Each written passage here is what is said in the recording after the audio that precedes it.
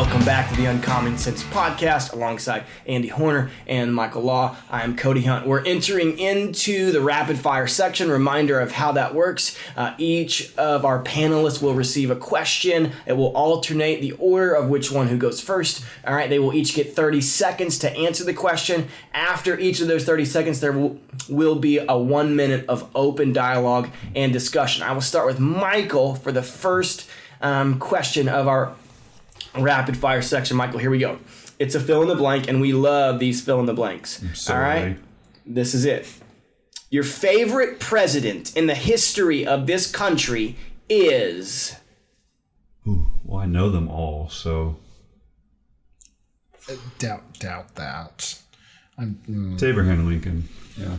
Because? Well, a personal reason. He also shares the heart condition that I have. It's called Marfan syndrome. Very tall, very lanky. And also he freed the slaves. That's kind of a big, massive deal. So I think there's a little bit more nuance to that. Yeah, he did just a little bit more than free just the slaves, you know. We only had 30 seconds. Okay, fine. Andy. Answer the question. All right. I'm going to go with President Kennedy. I think, for me, public speaking has always been something that I judge our presidents on, and he is certainly one of the best public speakers that we've had, and so certainly appreciate that, and then the youthful breath of fresh air that he breathed into the presidency. So he also was a wonderful husband. Any dialogue, discussion you want to have? On top of that, you answered the question. Any other reasons for Lincoln, or just the slaves and we're done? He freed. Okay. Yeah. I mean, he did a ton of stuff. I can't do that in 30 seconds. Okay. You could also talk about the interesting relationships, name-wise, between Kennedy and Lincoln and their administrations. We could. There's all sorts of fun stuff between Kennedy and Lincoln. I don't know if we can go into that because we're so focused on freed the slaves. So. All right, let's move on to question 2. Andy's going to field it first. History buff. Come on, guys. Here we go.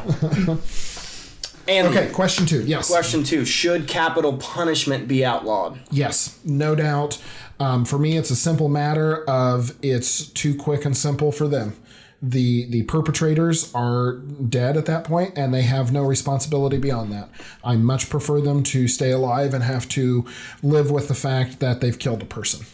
Yeah, I quite literally agree with almost all of that. I also don't like, I don't like playing God of deciding who lives and who doesn't. That's a good thought. And yeah, if somebody murdered, a family of 4, I don't think that they should be able to move on and be killed just like that. I think they should have to sit in prison and think about it for the rest of their life. Yeah, it also drags out the process by the time you get through all the appeals, the stays of execution, the way in which they have to be executed, X number of drug compound this, and it's so complicated and so costly that we end up saving money by not executing them. Yeah. So I certainly believe is it outlawed in some states? It is outlawed in some states, and actually, the state of Colorado just outlawed the death penalty. I wasn't aware of that. I didn't catch that. They all smoke weed, so it's true. That they do. That was an incredibly lively discussion and debate.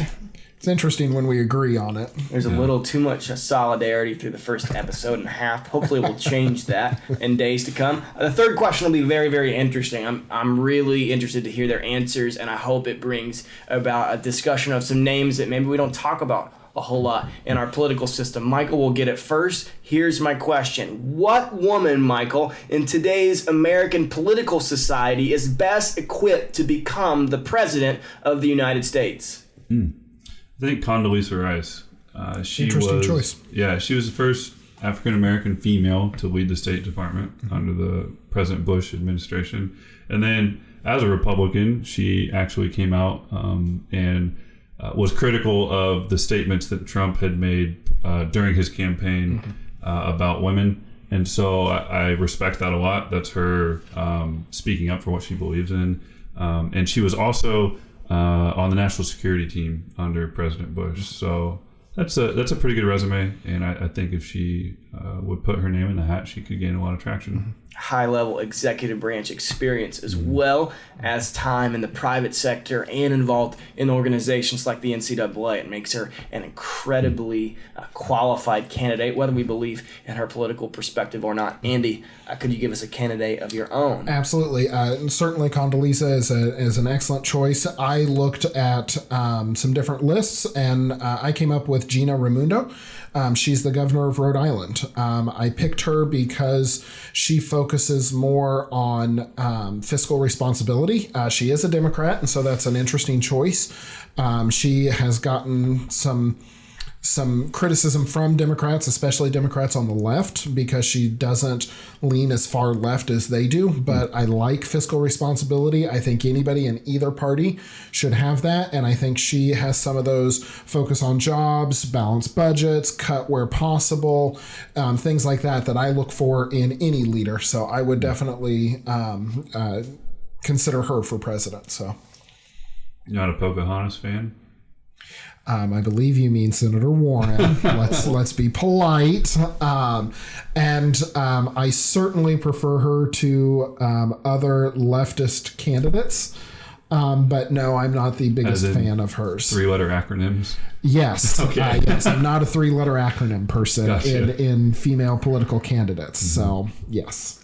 Governor of Rhode Island, that comes with a whole bunch of electoral college weight and power, Yes, right? that pretty much guarantees a hard-fought battle in the electoral college. So Easy path to 270 right there. And a lot of executive branch experience absolutely. there. I didn't say she was the perfect candidate. Yeah, she's but probably got her state and National Guard involved in some real hey, skirmishes there. You'd be surprised. I'm sure the state of Rhode Island definitely has some skirmishes that we're not aware of. But a moderate and one of fiscal responsibility, I could get on board with that. I like both of these candidates. This is going to be something that's going to happen. We are going to have a female president sooner than later. Do your homework. All right, study the candidate Absolutely. and their qualifications and their position, and then support somebody. All right, let's move forward as a society. Stay tuned on the Uncommon Sense podcast. We'll move to our viewer Q&A right after the break.